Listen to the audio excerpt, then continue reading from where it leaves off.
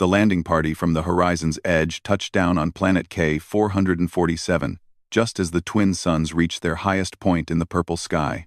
Commander Jake Harrison stepped out of the shuttle first, his boots crunching on the crystalline sand that covered most of the planet's surface. Behind him came 3 scientists and 2 security officers, all eager to begin their survey work. Lauren Sullivan was the last to exit, holding her daughter's hand tightly. Katie was 6 years old, with bright, curious eyes and blonde hair tied back in 2 braids.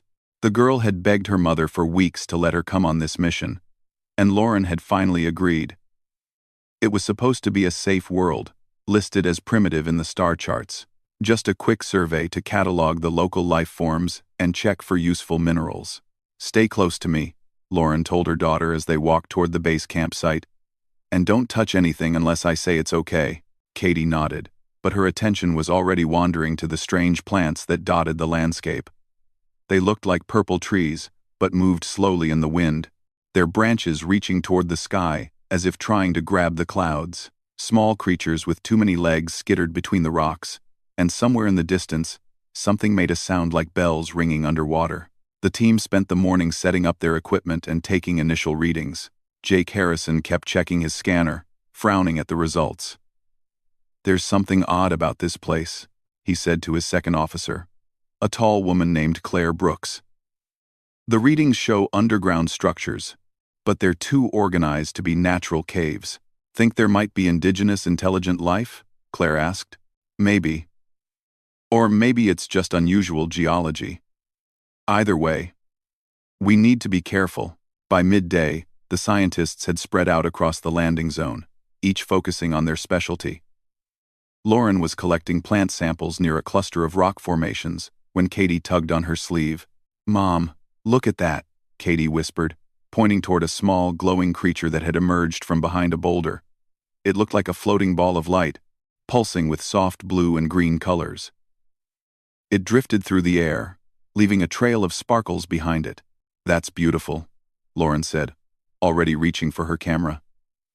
But the glowing creature drifted away, moving toward a dark opening in the rocks. Katie watched it go, fascinated by the way it bobbed and weaved through the air. When it disappeared into the darkness, she looked back at her mother. Lauren was busy adjusting her camera settings, kneeling among the purple plants. Katie took one step toward the cave opening, then another. She told herself she would just peek inside, just see where the pretty light went. The darkness swallowed her as she entered.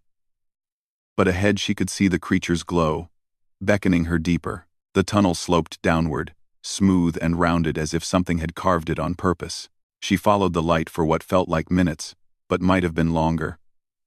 The tunnel branched and twisted, and soon Katie realized she could no longer see the entrance behind her. A small flutter of fear started in her chest, but the glowing creature seemed friendly, and surely the tunnel would lead back out somewhere. Then the creature vanished, winking out like a blown candle. Katie stood in complete darkness, her heart pounding. She turned around, trying to remember which direction she had come from. But all the tunnel walls looked the same. She opened her mouth to call for her mother, but only a small squeak came out. Meanwhile, above ground, the sky had begun to change. What had been clear purple was now turning dark and swirling with angry clouds. Jake Harrison's scanner started screaming alerts. "Ion storm incoming," he shouted. "Everyone back to the shuttle now. This is an emergency evacuation." The team scrambled to gather their equipment. Lauren looked around frantically. "Katie? Katie? Where are you?" She ran toward the rock formations where she had last seen her daughter. "Katie, we have to go now," Jake said, grabbing Lauren's arm. "The electromagnetic interference is already building. If we don't leave in the next 2 minutes, we'll be stranded here for weeks. My daughter is out there. We'll do a quick sweep." Everyone, eyes open for the girl. Jake's voice was tight with worry, but he was also responsible for the entire crew. The shuttle could only withstand so much radiation. They searched desperately, calling Katie's name. Claire Brooks thought she saw movement near the shuttle and ran to check. It was just one of the local creatures. In the growing chaos of the approaching storm, with sensors failing and communication breaking down, Jake made a terrible decision based on faulty information. One of the security officers, checking his list in the electromagnetic interference, misread his display and reported all crew accounted for. "Everyone's in," he called out. "We're good to go." "But Katie," Lauren started to say. But a massive lightning strike hit nearby, shaking the ground. The shuttle's systems began to fail. "Strap in," Jake ordered. "We launch now, or we die here." The shuttle lifted off with Lauren screaming her daughter's name, pressing her face against the window, searching the ground below. But the storm had already reduced visibility to almost nothing. The horizon's edge received them just barely in time, and jumped to faster than light speed to escape the radiation wave that followed the storm. Katie emerged from the caves 3 hours later, dirty and crying. The sky had cleared, but the landing site was empty.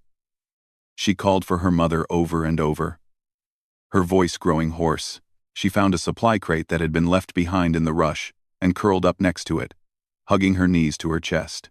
For 3 days she survived on the emergency rations in the crate, drinking the water packets and eating the bland nutrition bars. She cried until she had no tears left. She called out until her voice gave out completely. She waited, believing with a child's faith that her mother would come back. On the 4th day, something else found her instead. The being that approached was unlike anything Katie had seen before. It walked on 4 legs but had 2 other limbs that it used like arms. Its body was covered in hard plates that clicked together when it moved, colored in shades of brown and amber. Its head had large compound eyes that seemed to take in everything at once, and mandibles that moved in a way that almost looked like speaking. Katie was too exhausted to be afraid. She just looked up at the creature with empty eyes. The being called Tixal had been scouting the surface for unusual weather patterns when it discovered the strange small creature by the abandoned equipment. Tixal belonged to the worker caste of the Varath, the lowest level of society. Workers were taught from hatching to report anything unusual to their superiors. But looking at this tiny being, clearly lost and alone, Tixal felt something that the rigid caste system had tried to eliminate from workers: compassion. Tixal made a decision that would change history.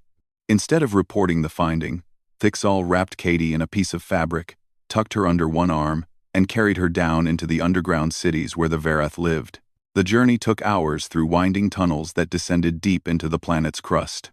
Katie drifted in and out of consciousness, too weak to resist. When she finally woke, 8 years had passed since the day Katie Sullivan disappeared from the surface world. She was 14 now. Though keeping track of time in the underground cities of the Varath was difficult. There was no sun here, only the dim glow of bioluminescent fungi that the workers cultivated along the tunnel walls. Katie sat in the corner of the communal rest area, her body hidden beneath the loose robes that all workers wore. The fabric concealed her soft skin and the wrong number of limbs. She had learned to move carefully, to keep her hands tucked away, to bow her head so that no one looked too closely at her face. Most workers knew what she was by now. The secret had spread slowly through whispered conversations, but it remained a secret nonetheless. The workers protected her because she was one of them, and because she gave them something they had not known they were missing. Tixal, much older now and moving more slowly, approached and settled beside her. The old Varath's carapace had dulled from its original amber to a muted brown. "You are quiet today, small one." Tixal clicked in the Varath language.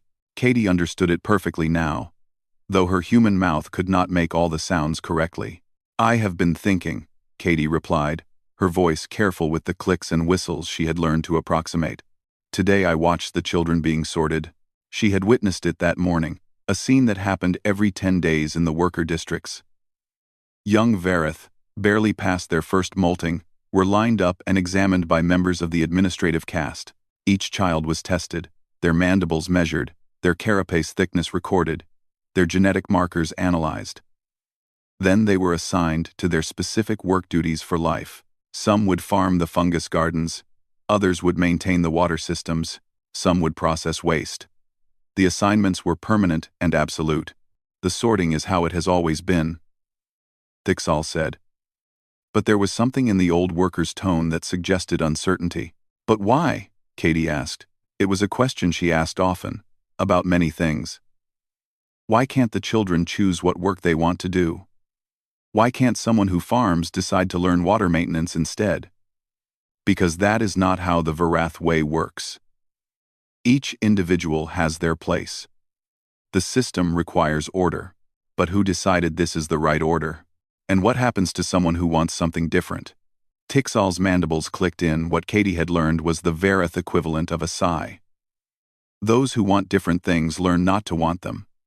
Those who cannot learn are removed from the system. Katie knew what removed meant. She had seen it happen twice in the 8 years she had lived here. Workers who failed to meet their quotas, or who showed signs of what the higher castes called defective thinking, were simply taken away. No one ever saw them again. The cruelty of it burned in Katie's chest.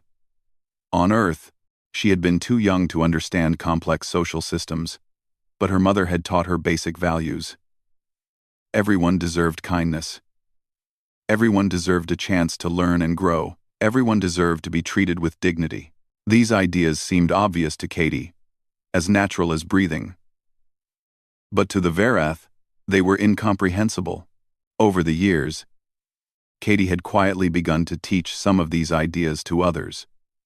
It started small, with just a few young workers who were curious about the strange creature living among them. She taught them marks that represented sounds, combining them into words. The Varath had a written language, but only the administrative caste and higher were permitted to learn it. For workers, reading was forbidden. But Katie taught them anyway, using a piece of soft stone to scratch symbols on the tunnel walls in hidden corners. She taught them to write their own names first, which was itself revolutionary. Workers were identified by numbers and work assignments, not by personal names.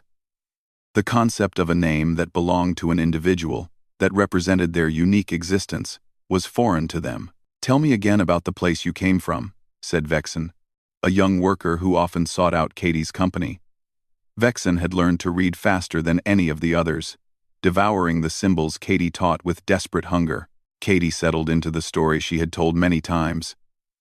On Earth, there are places called schools, where all children go to learn. Not just one thing, but many things.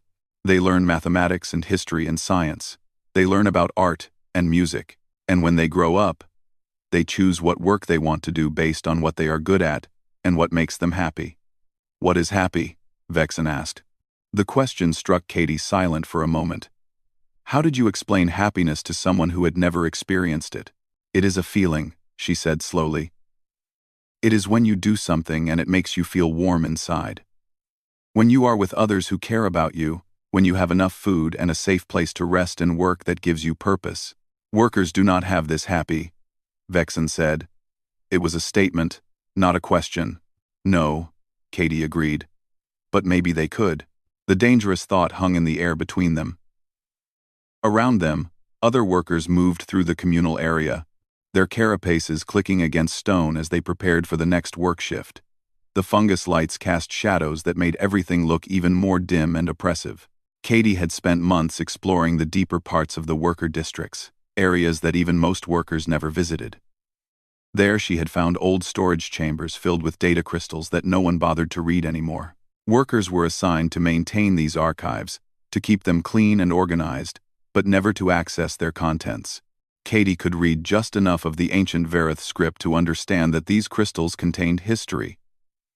And in that history, she had found something extraordinary. "I need to show you something," Katie said to Tixal and Vexen. "Come with me." She led them through winding passages, past the sleeping chambers and food distribution centers, down into the deepest parts of the worker levels. They reached a chamber that smelled of dust and age. Shelves carved into the walls held thousands of crystalline storage devices, each one holding data from centuries past. Katie had marked one particular shelf with a small scratch only she would recognize. She retrieved a specific crystal and held it up to the light. "I found a device that can read these," she said. "And what I discovered changes everything." She led them to a small abandoned chamber where she had hidden an old data reader, probably discarded by the administrative caste decades ago.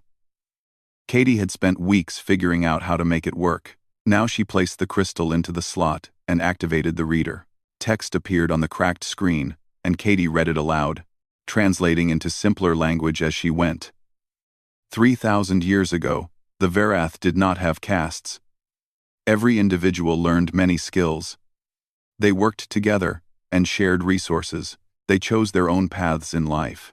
They formed family bonds that lasted their whole lives, and children stayed with their parents. Tixal's mandibles trembled. That cannot be true. The caste system is ancient. It is the foundation of Verath civilization. It is ancient, Katie agreed. But not as ancient as the Verath themselves. The caste system was created by a ruler named Kethix, the organizer. He convinced the people that rigid structure was necessary for survival during a great war. But the war ended, and the structure remained. Each generation after that made it more strict, until everyone forgot there had ever been another way. The implications rippled through the small group. If the caste system was not natural, not inevitable, not the only way Verath could exist, then it could be changed. It could be challenged. This information is dangerous, Tixal said quietly. If the higher castes knew you had discovered this, they would eliminate you. They would eliminate all of us for hearing it. I know, Katie said. But I also know that truth matters more than safety. And I know that every day, workers suffer and die under a system that does not have to exist. Word of Katie's discovery spread through the worker districts like fire through dry grass. Workers began to whisper about the old days, about the possibility of change. Katie continued her secret schools, teaching more workers to read, showing them the historical records, explaining concepts from human civilization that could apply to their own world. She taught them about something called labor rights, the idea that workers deserved safe conditions and fair treatment. She taught them about collective action, the power that came from many individuals working together toward a common goal. She taught them that asking why was not defective thinking but the beginning of wisdom. The higher castes noticed that something was changing in the worker levels. Production had not decreased, but there was a new energy, a new sense of purpose among the workers. Families were forming, with workers choosing partners and raising their children together despite it being forbidden. Workers were sharing food more equally among themselves instead of accepting whatever meager rations were provided. Administrative caste inspectors began visiting more frequently, trying to identify the source of the disruption.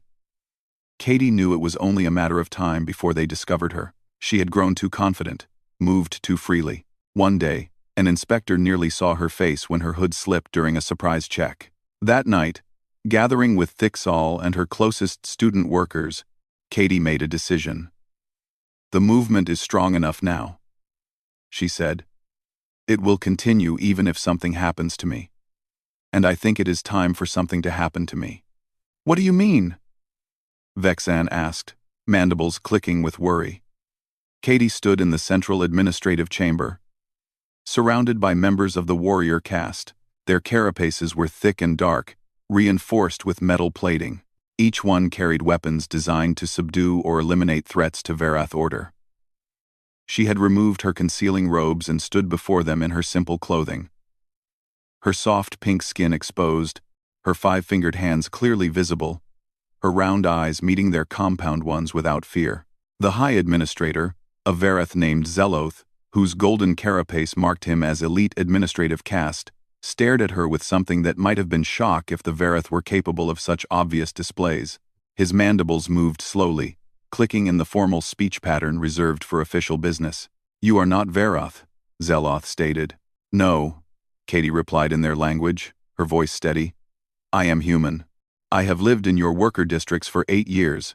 The chamber erupted in clicks and whistles as the assembled administrators and warriors processed this information. How could an alien have hidden among them for so long? How had the system failed so completely? The very existence of Katie undermined the Verath belief in their own superiority and the perfection of their social structure. How many workers knew of your presence? Zeloth demanded. Katie had prepared for this question. All of them, she lied. In truth, perhaps a quarter of the workers had direct knowledge of her existence, but she wanted to make the problem seem too large to solve through simple elimination. If the administrators believed the contamination was widespread, they would have to choose between destroying their entire labor force or finding another solution. Impossible. Workers lack the cognitive capacity for such deception. They would have reported you immediately. Quote, "Then perhaps you do not understand workers as well as you think," Katie said.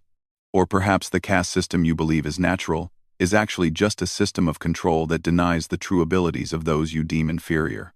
The statement was calculated to provoke, and it worked. One of the warriors moved forward, weapon raised, but Zeloth raised a limb to stop him. "You will not be executed immediately," the administrator said. "First, you will explain how you came to be here and what you have done during your time in our society." Katie told them everything, leaving out only the names of the workers who had helped her most. She described being left behind by her people, being rescued by a worker, learning the Vareth language and customs. She described discovering the historical archives and learning about the true history of their civilization. And she described teaching workers to read, to question, to imagine a different way of existing. "You have corrupted our worker caste," Zeloth said when she finished. "You have introduced defective thinking patterns that threaten the stability of our entire civilization. For this, you will be tried and executed as an example." "Will you also execute all the workers who learned to read?" Katie asked. "All those who now know that your caste system is not ancient and inevitable but a relatively recent construction? Will you eliminate everyone who has started to ask why things must be the way they are?" The administrators conferred among themselves in rapid clicks too fast for Katie to fully follow.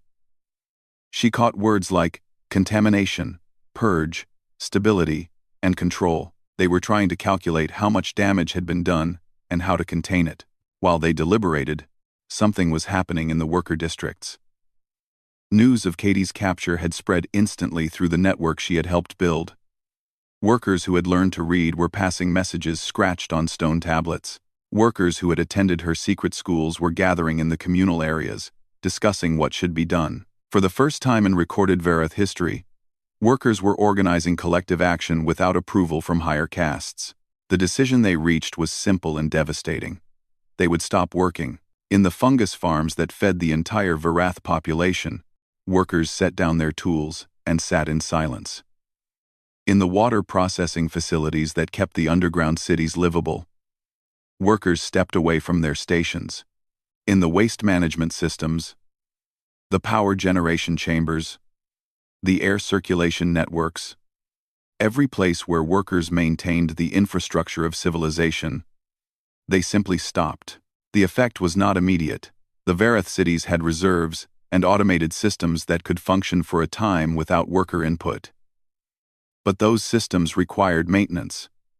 The fungus required harvesting. The water needed processing. Within hours, the administrators began receiving reports of systems running at reduced capacity. Within a day, food distribution began to fail. Within 2 days, air quality in some districts started to decline. Katie remained in a holding cell, unaware of what was happening above. She sat on the cold stone floor and thought about her mother. Wondered if Lauren Sullivan was still searching for her daughter after all these years. She thought about Earth, a planet she barely remembered now. She thought about Thixal and Vexen and all the workers who had become her family. On the 3rd day of her imprisonment, Zeloth returned to her cell with an expression that Katie had learned to recognize as distress. "What have you done?" he demanded. "The workers have ceased functioning. Our entire civilization is grinding to a halt." "I have done nothing," Katie said truthfully. "I am in a cell. Whatever the workers are doing, they are choosing to do themselves. Perhaps that is the point. Perhaps they have always had the capacity to choose, and you simply never allowed them to realize it. They will be forced to comply. The warrior caste will make them work. Will you kill them if they refuse? How many workers can you eliminate before your society collapses? And if you use violence, will the remaining workers ever trust the system again? Or will they resist even harder, knowing that the higher castes see them as nothing more than tools to be discarded?" The administrator's mandibles clicked in what Katie recognized as frustration. What do they want? There must be demands. There must be something that will make them return to function. I cannot speak for them, Katie said. But if I were to guess, I would say they want what any thinking being wants. They want to be treated with dignity. They want to keep their families together. They want fair food rations and safe working conditions. They want the chance to learn and grow and choose their own paths in life. They want to stop being treated as lesser beings simply because they were born into the worker caste. These demands would require fundamental changes to our entire social structure. Yes, Katie agreed. They would. But your current social structure is failing right now. You can try to force it to continue through violence and fear. Or you can accept that change has already begun and try to guide it toward something better. Zeloth left without another word, but Katie could sense the uncertainty in his movements. The administrators were facing a crisis they had no framework to understand. Their entire worldview was built on the assumption that the caste system was natural and necessary, that workers lacked the capacity for complex thought or collective action. Katie's existence and the workers' strike proved both assumptions false. In the worker districts, the strike continued. The warriors attempted to force compliance in some areas, but the workers had learned another human concept from Katie: non-violent resistance. They did not fight back against the warriors. They simply refused to work. When threatened with death, they remained calm. When some were killed as examples, others took their places in the silent protest. The violence only strengthened their resolve. 5 days into the strike, the fungus crops began to wither from lack of care. 7 days in, water pressure dropped in the upper districts where the ruling caste lived. 9 days in, power failed in several administrative chambers. The perfect machine of Verath society was breaking down because the workers who maintained it had realized they held all the actual power. Katie was brought before the High Council, the highest governing body of the Verath civilization. There were 7 council members, each representing a different aspect of the ruling caste. They sat on elevated platforms, looking down at her with their compound eyes reflecting the chamber's dim light. "You have caused unprecedented disruption," the head counselor stated. "You have corrupted our workers and threatened our way of life." "I have taught workers to read and to think about their own existence," Katie corrected. "If that threatens your way of life, perhaps your way of life was built on a foundation of ignorance and oppression. You are in no position to make demands, alien." "I am not making demands. The workers are. I am simply a prisoner who happened to help them realize they have always had the power to demand better treatment. What happens next is entirely up to you. You can continue trying to force them back to work and watch your civilization crumble. Or you can negotiate. The Verath do not negotiate with workers. Workers serve. That is the natural order." Katie gestured around the magnificent chamber, with its carved walls and precious metal decorations. "Who carved these walls? Who maintains this chamber? Who grows the food that keeps you alive and processes the water you drink? Workers do all of this. Without them, you have nothing. That makes them the most important caste in your entire society, whether you admit it or not." The council members conferred among themselves. Outside, the strike was entering its 2nd week. The ruling districts were beginning to experience real hardship. The warrior caste was growing restless, and some warriors who had come from worker families were quietly expressing sympathy with the strike. The entire social structure was showing cracks. Finally, the head counselor spoke again. "What would it take to end this disruption? I told you, I cannot speak for the workers, but I can help you speak with them, if you are willing to listen." It was a remarkable moment in Verath history. For the first time ever, representatives of the High Council agreed to meet with workers as equals, to hear their concerns and discuss possible solutions. Katie served as the mediator, helping translate not just language but concepts between two groups who had never truly communicated before. The negotiations lasted for days.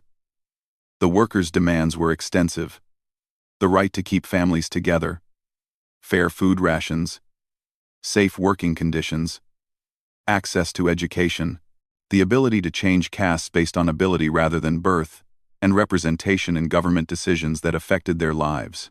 The news of what happened on the Verath homeworld spread across the galaxy faster than anyone expected.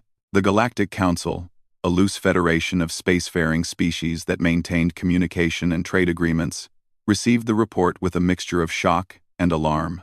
A human child, abandoned for 8 years, had somehow triggered the peaceful transformation of an entire rigid caste-based civilization.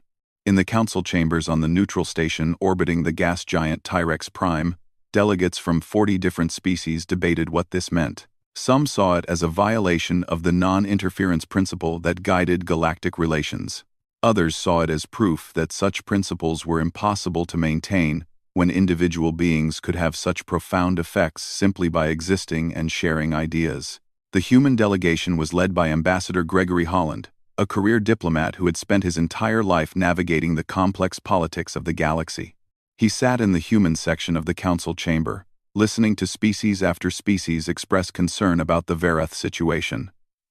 Some wondered if humans were intentionally destabilizing other civilizations.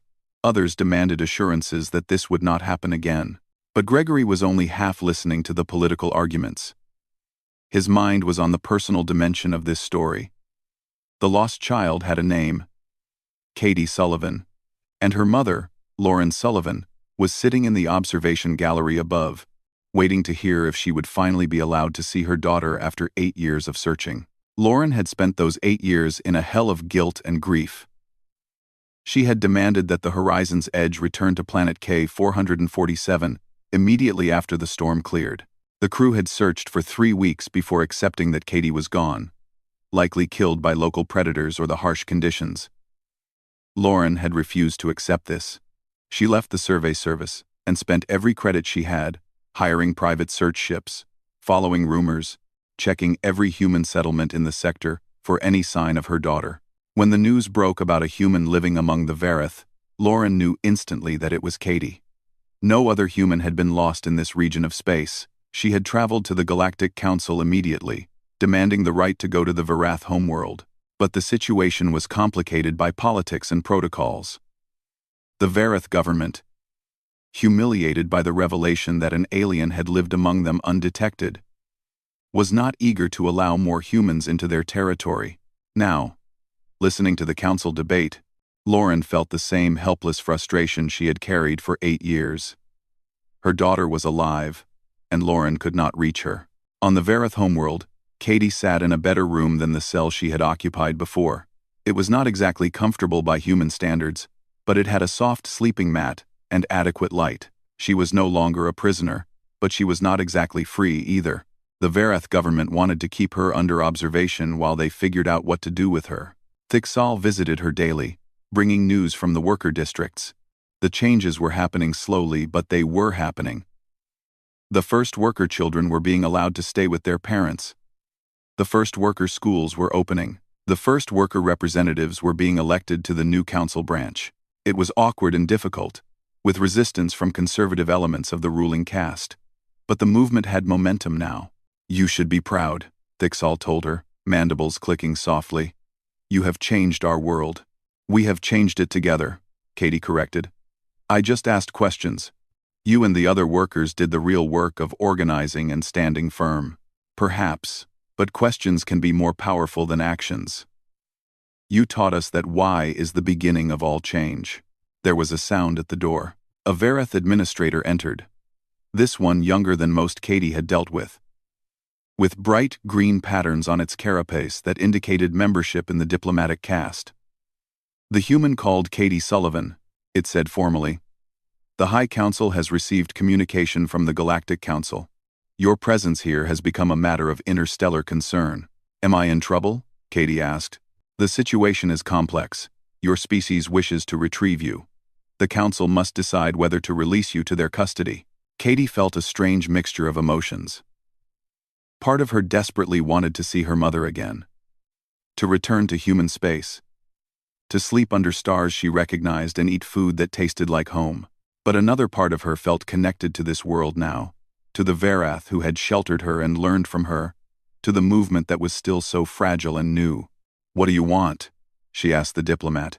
The Varath's mandibles moved in what Katie had learned was confusion. "What I want is irrelevant. I serve the Council. But you must have an opinion. Do you think I should leave or stay?" The diplomat was silent for a long moment. When it spoke, its voice was quieter. I was born into the administrative caste. I was taught from hatching that this made me superior to workers. But watching what has happened these past weeks, learning that our history is not what we believed, seeing workers prove they can think and organize and create change, I have had to question everything I was taught. So I think perhaps you should do whatever brings you peace, because you have already given us something we did not know we needed. Doubt in our own certainty. 2 days later, a human ship arrived in orbit around the Vareth homeworld. It was a diplomatic vessel called the Unity, sent by the Galactic Council to retrieve Katie and escort her to neutral space, where the complex legal and political issues could be sorted out. The Vareth government, still reeling from recent events, agreed to release her.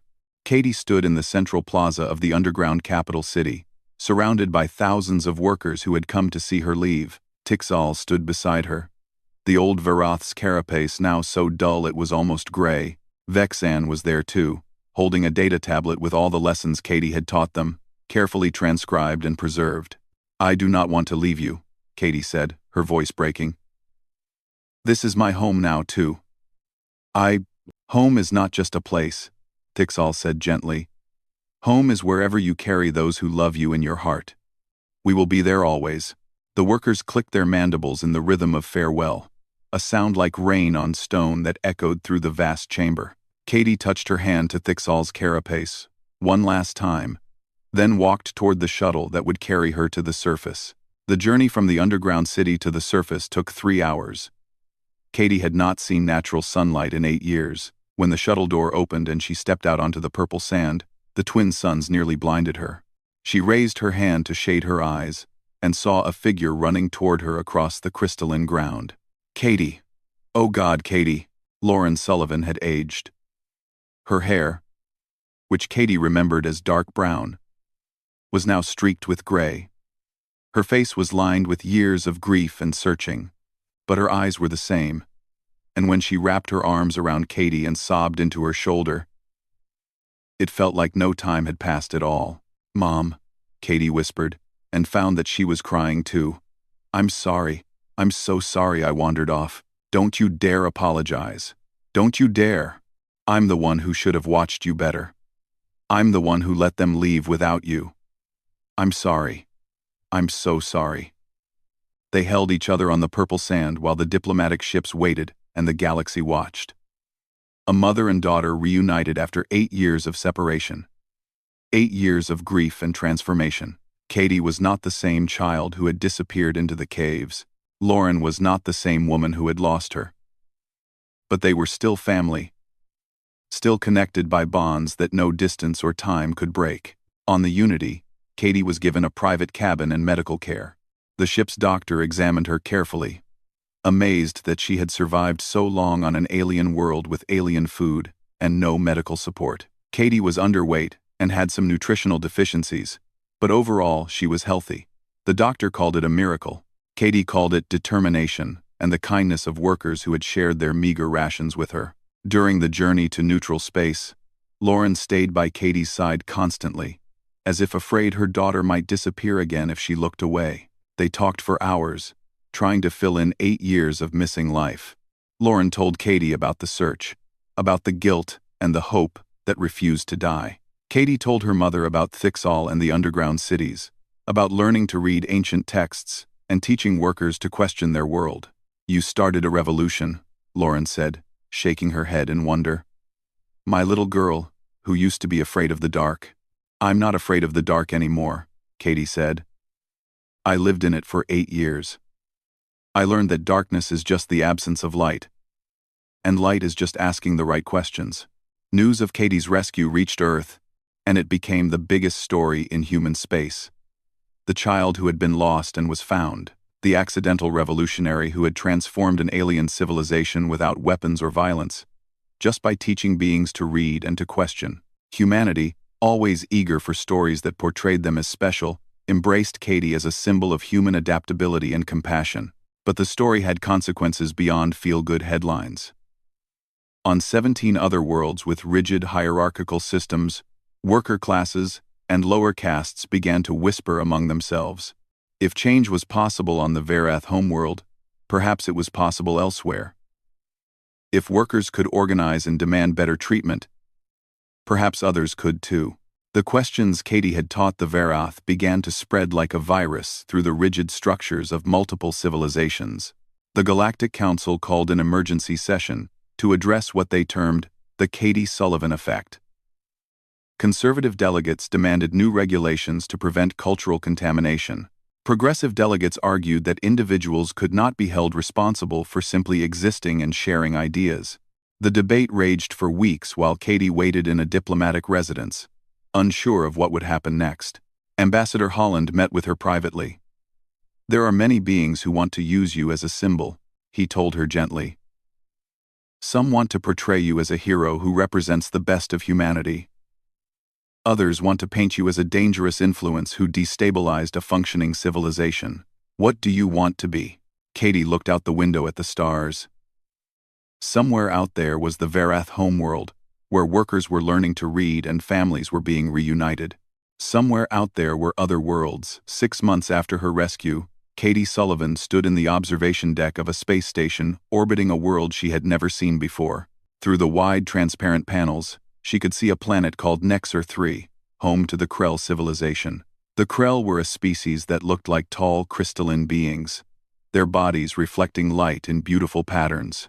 They had a rigid system much like the Varath, where those born with clear crystal bodies ruled over those with cloudy or colored formations. Katie had not sought this moment. She had wanted to return to Earth with her mother, to be a normal teenager again. But normal was no longer possible for her. Her story had inspired peaceful protests on 4 different worlds. The lowest castes on those worlds had organized strikes and demanded reforms, citing the Varath transformation as proof that change was possible. Some of those movements succeeded. Others were crushed violently by their governments, but all of them pointed to Katie as their inspiration.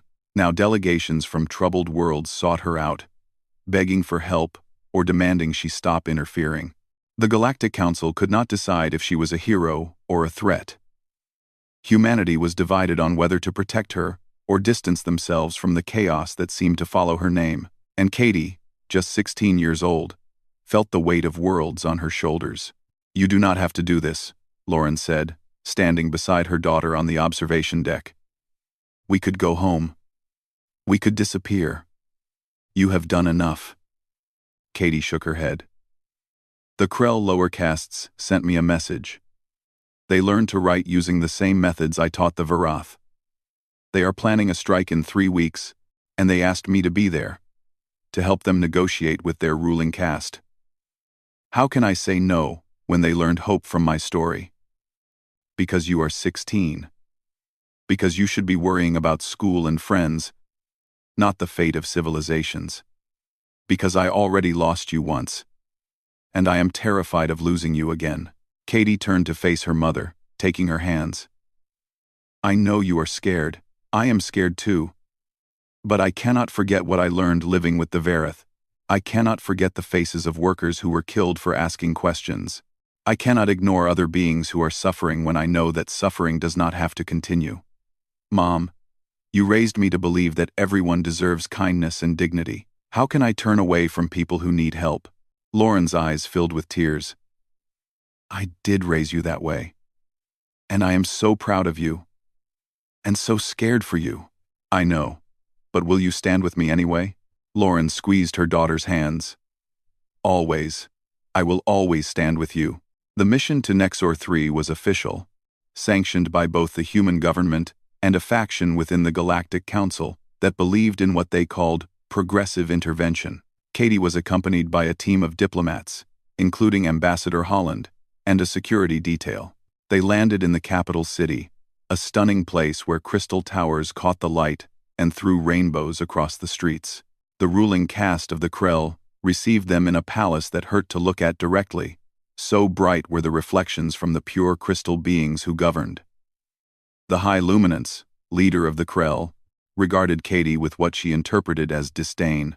"You are the human child who corrupted the Varath," the High Luminance said, voice like chimes in wind. "You come to our world to spread your poison of discontent. I come because I was invited by your lower castes, Katie replied calmly. And I did not corrupt the Varath. I taught them to read and to question. If that threatens your power, perhaps your power is built on keeping people ignorant. The clouded castes lack the clarity of thought to govern themselves. Our system has maintained peace and order for 5,000 years. Peace for whom? Order that benefits whom? I have read the messages from your lower castes. They describe forced labor, inadequate food, children taken from families, and execution for minor offenses. That is not peace. That is oppression disguised as order. The negotiations were tense.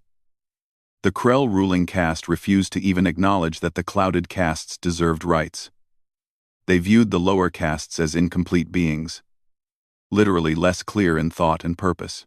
Katie spent days meeting with both sides, trying to find common ground. The clouded castes, when she met them in the lower city districts, reminded her so much of the Varath workers that her heart ached. They had the same hope in their voices, the same desperate desire for someone to acknowledge their worth. They had organized themselves using principles they learned from the Varath example, and they were ready to strike.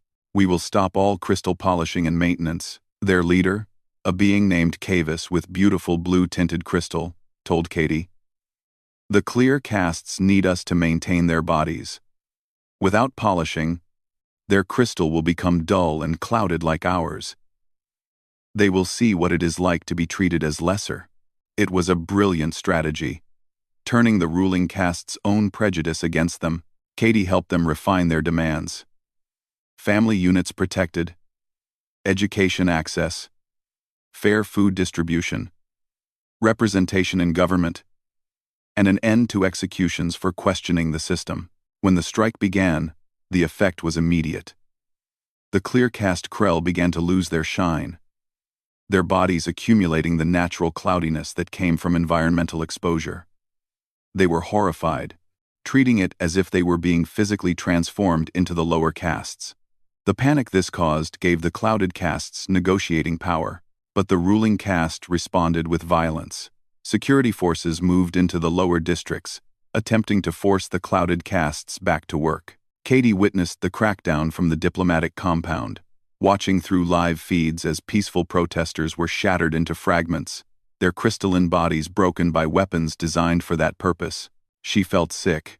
She had seen the Varath warrior caste kill some workers during their strike, but nothing like this level of violence. The Krell ruling caste was willing to destroy a significant portion of its population, rather than share power. We need to evacuate you, Ambassador Holland said urgently. This situation is deteriorating rapidly.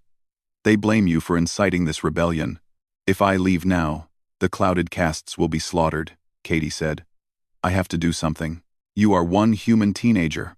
What can you possibly do against an entire civilization's military force? Katie thought about Thixol, about the workers who had protected her for 8 years. She thought about the power of information, of truth spoken clearly. I can tell the galaxy what is happening here. I can make sure everyone knows that the Krell are massacring their own people for asking to be treated with dignity. She recorded a message, standing in front of the cameras with the smoke from the burning lower districts visible through the windows behind her. She spoke directly to the camera, her young face serious and sad. My name is Katie Sullivan. 6 months ago, I was rescued from the Varath homeworld, where I had lived for 8 years among their worker caste. I learned there that beings who are told they are worthless can still have worth. I learned that systems of oppression only continue because those in power convince everyone that there is no alternative. I learned that change is possible when people stand together and refuse to accept suffering as inevitable. Right now, on Nexar 3, the Krell lower castes are being killed for striking peacefully. They are being murdered because they asked for the same things all thinking beings deserve: safety, education, family, and a voice in their own governance. The Krell ruling caste would rather destroy their own people than share power or acknowledge that their system is built on cruelty. I am sending this message to every species in the Galactic Council and to all free media in known space. The galaxy needs to see what happens when peaceful reform is met with violence. The galaxy needs to decide if it will stand with beings who ask for dignity, or if it will look away while they are slaughtered. The message went viral. spreading across the information networks of dozens of species. On Earth, humans watched in horror and pride as one of their own stood up for justice on an alien world. Other species debated whether Katie was brave or reckless. But everyone watched what happened next on Nexor 3. The Galactic Council, forced to act by public attention, sent peacekeeping forces to Nexor 3. The Krell ruling caste, facing galactic sanctions and the loss of trade agreements, finally agreed to negotiate seriously. The talks lasted for weeks, but eventually, a settlement was reached. The clouded castes gained legal protections and representation. The system was not dismantled entirely, but it was changed enough that suffering decreased and hope increased. Katie stayed for the whole process, helping translate concepts between castes that had never truly communicated. She watched as the first integrated schools opened, where clear and clouded children learned together. She saw families reunited. She witnessed the first clouded caste representatives take their seats in the Krell Parliament. When it was finally done, Katie was exhausted in a way that sleep could not fix. She had seen too much violence, carried too much responsibility for someone so young. She returned to the human delegation ship with her mother and collapsed into sleep that lasted for 14 hours. When she woke, Ambassador Holland was waiting with news. 7 more worlds have contacted us. They have rigid hierarchies and growing reform movements. They want you to come help negotiate peaceful transitions. Katie sat up slowly, feeling older than 16. I cannot do this forever. I cannot be the person who fixes every unjust system in the galaxy. I know. But you have become a symbol. Your story, your survival, your willingness to stand up for beings who are not even your species, it means something to people across the galaxy. You have shown that change does not require weapons or conquest. It requires education and solidarity, and the courage to ask why. Katie thought about this for a long time. She thought about the Verath workers who had saved her life and learned from her. She thought about the Krell clouded castes who had organized a movement inspired by her story. She thought about all the beings across the galaxy who suffered under systems that told them their suffering was natural. I will not do this forever, she said finally. But I will do it for now. For as long as I am needed. Because someone taught me that ignoring suffering when you can help is its own kind of cruelty. Lauren, who had been listening from the doorway, came in and sat beside her daughter. Then I will be with you. Whatever you decide, wherever you go, I will be there. 2 years later, Katie stood in front of the Galactic Assembly, the largest gathering of spacefaring species ever convened. She was 18 now, legally an adult by human standards, though she felt much older. She had helped negotiate peaceful reforms on 6 different worlds. She had witnessed 3 successful transformations and 2 failures that ended in violence. She had become the most famous human in the galaxy, though she never sought the attention. The Assembly had invited her to speak about what the galaxy was calling the Sullivan Reforms, the wave of peaceful social change spreading through previously rigid civilizations. Conservative species feared these changes, viewing them as threats to stability. Progressive species celebrated them as long overdue corrections to unjust systems. Katie stood before them all, representing no government but speaking for beings across the galaxy who had learned to ask why. I did not set out to change civilizations, she began, her voice carrying through the vast chamber. I was a child who got lost, and was saved by beings who showed me kindness when they did not have to. I survived by learning their language and their customs. I helped start a revolution by asking simple questions that children everywhere ask. Why does it have to be this way? Why do some people suffer while others prosper? Why can't things be better? These are not human questions. These are not radical ideas imported from my species to corrupt yours. These are universal questions that any thinking being will eventually ask if given the chance to think freely. The only way to prevent beings from asking why is to keep them ignorant and afraid. And any system that requires ignorance and fear to survive is a system that deserves to fail. I have been called many things. A hero who represents humanity's best values. A dangerous agitator who destabilizes functioning societies. A child who does not understand the complexities of governance. Perhaps I am all of these things, but what I know for certain is this. I have met workers and lower castes, and oppressed beings from dozens of species. And they are all fundamentally the same. They want safety for their families. They want to learn and grow. They want to be treated with dignity. These desires are not complex or unreasonable. They are the basic needs of conscious life. The galaxy can choose to acknowledge this truth and work toward systems that meet these needs, or it can continue to pretend that some beings are naturally inferior and deserve to suffer. But the beings you have taught to ask why will not stop asking. The movements for reform will not stop growing. Change is coming whether you resist it or guide it. I recommend guidance. The speech was met with mixed reactions, as Katie expected. But it marked a turning point. The Galactic Council established a new commission on social reform, tasked with helping civilizations transition away from oppressive systems without violence. They offered Katie a position leading this commission, but she declined. "I need to go home," she told Ambassador Holland. "I need to be just Katie for a while. I need to remember what it is like to worry about homework instead of the fate of civilizations." She returned to Earth with her mother, to a small house in a quiet neighborhood. She enrolled in school, though her teachers struggled with what to do with a student who had helped reshape multiple alien civilizations but had missed 8 years of formal education. She made friends slowly, finding it hard to relate to teenagers whose biggest concerns were sports and social status. But she was healing.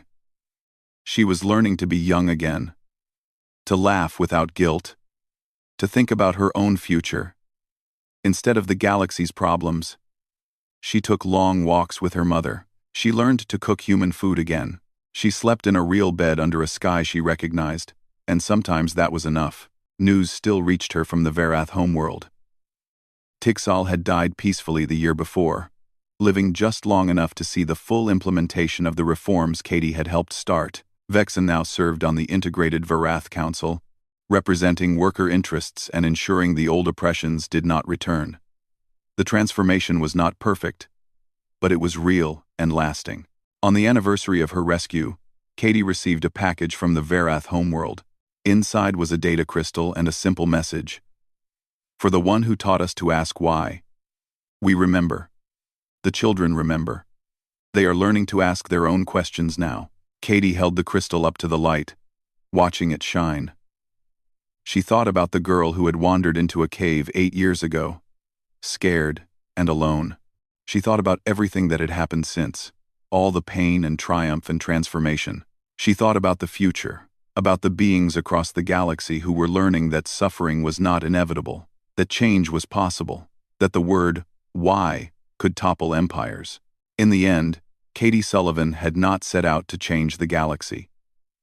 She had simply asked questions, taught others to read, and refused to accept that anyone should suffer just because a system said they must. These small acts, repeated by millions across dozens of worlds, had proven more powerful than any weapon or conquest. They had proven that the most revolutionary force in the universe was not violence or technology, but the simple idea that everyone, regardless of birth or species or caste, deserved to be treated with dignity and given the chance to ask why. And somewhere, in underground cities and crystal towers and 1,000 other places across the stars, beings who had learned this lesson were teaching it to their children.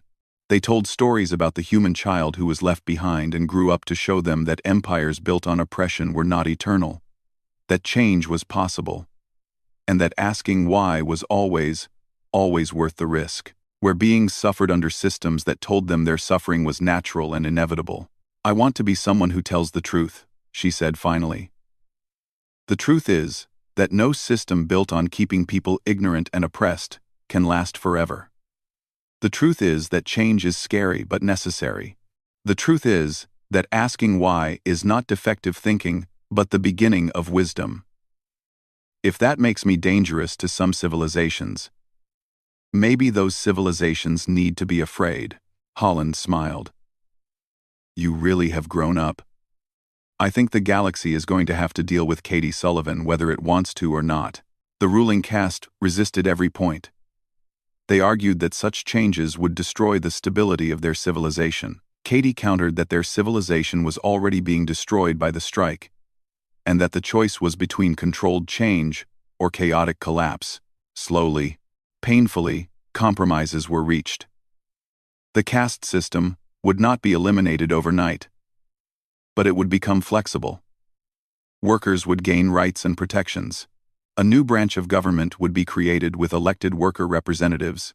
Education would be open to all castes. Families would be recognized and protected. It was not perfect. It was not complete justice. But it was a beginning. A crack in the rigid structure that had dominated Varath society for millennia, and it came about not because the ruling caste suddenly developed compassion, but because workers had learned they could say no, that they could demand better, that the word why was more powerful than any weapon.